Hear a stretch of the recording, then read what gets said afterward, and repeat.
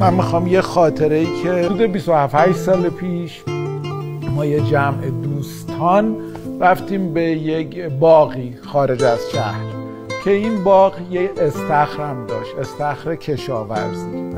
چند نفر تصمیم گرفتیم بریم توی اون استخری که برای آبیاری و کشاورزی بود شنا کنیم. اومدیم بریم دیدیم توی استخر پر ماره، مارای کوچیک، مار واقعی، مار. آقای مجنونی پرید تو آب، اون مشغول شنا کردن.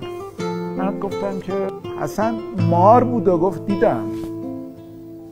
گفتم نمیترسی؟ گفت نه.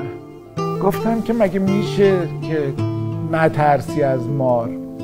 گفت ببین آهویی که توی جنگله فقط از شیر میترسه، دیگه از همه چی که نمیشه بترسه. منم فقط از مرگ میترسم، دیگه از همه چی حالشو ندارم بترسم. اینا هم نمیکشن، از همه چی نباید ترسید. این حرف باعث شد که 2 ساعت بعد 20 نفر تو آب بودن. آره. اینو ولی یادم.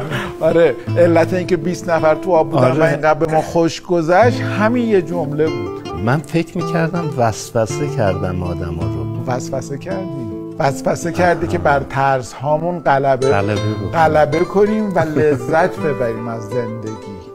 مارام کاری نداشتن، بغل ما بودن و رد میشدن. آره.